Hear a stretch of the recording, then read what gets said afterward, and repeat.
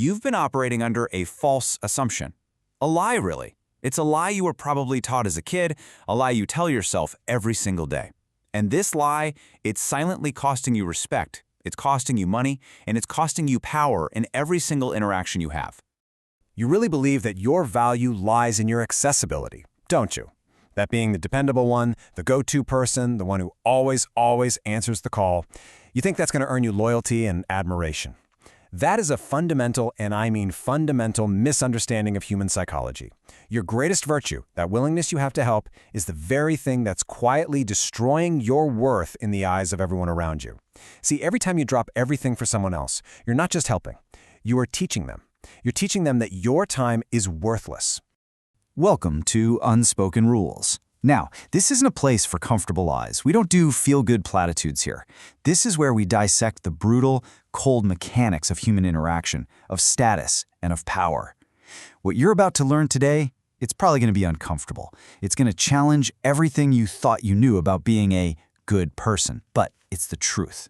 So let's start with the trap that you're in right now, whether you realize it or not. We call it the availability trap, and it's baited with your own best intentions. It's a psychological paradox that is just brutal. The more you give, the less you are valued. I mean, really think about it for a second. You're the reliable one, you're the fixer, you're the constant, and yet, when the promotions are handed out at work, when real respect is on the line, when a romantic partner chooses who they really desire, who they're going to chase, you get overlooked. Why? Because you've made yourself, your skills, and your time feel like a public utility. Always on, super easy to access, and therefore cheap. Does this list feel a little too familiar? Yeah. Answering texts while you're in the shower. Apologizing for having a life that briefly took you away from your phone. Scrapping your own plans because someone else had some last-minute whim. Let's be clear. This isn't kindness. This is self-abandonment. And each one of these behaviors is a little signal you're sending out to the world that says, hey, everyone else's time is way more important than mine. Okay, so to escape this trap, you first have to understand the lock. And that lock is a core principle of how our brains work. It's called the scarcity principle. And this isn't just some marketing gimmick they use to sell sneakers. It is a fundamental code that governs how our brains assign value to literally everything and everyone around us. Now, what's so powerful about this is its brutal simplicity. I mean, from diamonds to a limited edition car, the formula is always the same. Limited availability creates the perception of higher value. When something is hard to get, our brain just automatically assumes it must be valuable. And this mental shortcut, this cognitive bias, it doesn't just apply to objects, it applies to people. It applies to you. And this famous experiment just illustrates the point perfectly. The cookies were identical, the exact same recipe, baked in the same oven. The only thing that changed was the perception of their availability. The cookies from the full jar, well, they signaled abundance, and so they were seen as less desirable. But the cookies from the nearly empty jar? That signaled scarcity, that signaled competition, and it triggered a primal desire to get one before they were all gone. So let me ask you, which cookie are you? So the crucial piece here isn't just about wanting what's rare. It's much deeper. It's about being terrified of losing access to it. This is a powerful psychological principle called loss aversion. And the science shows that the pain of a loss feels about 2.5 times more intense than the pleasure of an equivalent gain. Think about that. The fear of missing out is a far more powerful driver of human behavior than just the prospect of getting something. When you are always available, there is zero fear of losing you. Your presence is guaranteed, and therefore your value is unconsciously, automatically discounted. Now, this psychological code, it doesn't operate in a vacuum. Nope. Our entire society has basically rewired itself to reinforce this very principle. We have entered the age of what researchers call conspicuous busyness, and it's time you understood exactly how it's shaping your perceived value. To really get the status of busyness, you have to understand something called costly signaling theory. It's fascinating. In nature, an animal proves its quality with a handicap. You know, a peacock's tail? It's heavy, it's cumbersome, and it makes it super vulnerable to predators. And that's the whole point. It's a costly signal that says, look at me, I am so fit, so genetically superior that I can thrive despite this massive handicap. A weaker, inferior peacock couldn't afford that cost. Just a century ago, status was signaled by having the leisure time to just sit around and do nothing. That was the costly signal of wealth back then.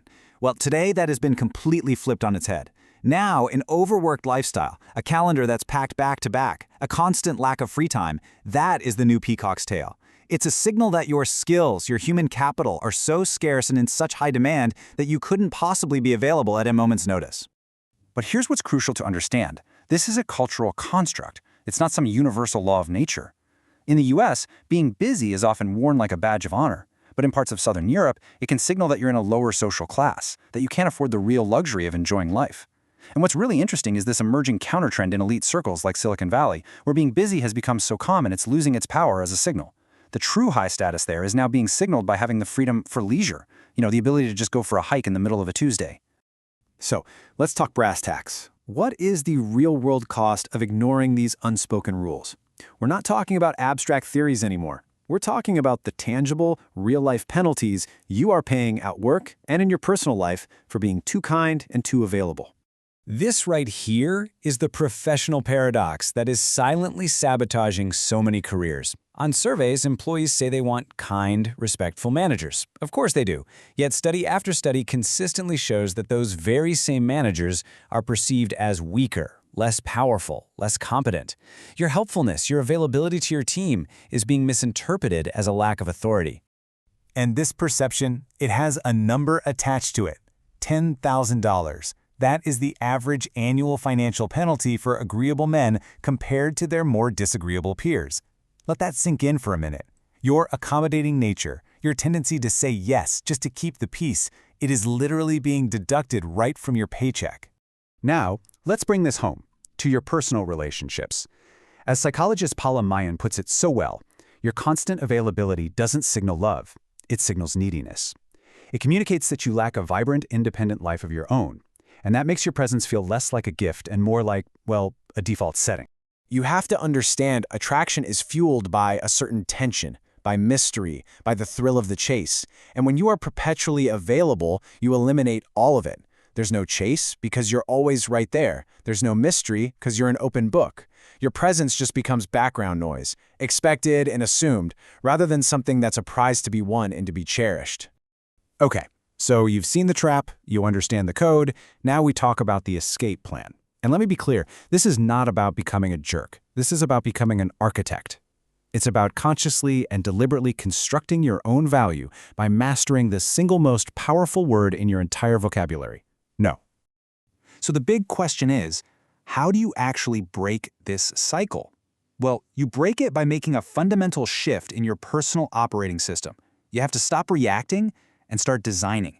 You have to move from a posture of passive default availability to one of strategic unavailability. And let me be crystal clear about this. This is not about playing manipulative head games. This is a profound act of self-respect. Strategic unavailability is the conscious decision to treat your own time and your own energy as the precious, finite resources they truly are. It is the understanding that your presence is a gift, not a given. And this is how you start. Number one, you introduce a pause. Just a simple pause. Don't reply instantly to that text or email. That little space you create is where your value starts to grow. 2. Set and enforce firm boundaries. Your time is your property. Protect it from trespassers. 3.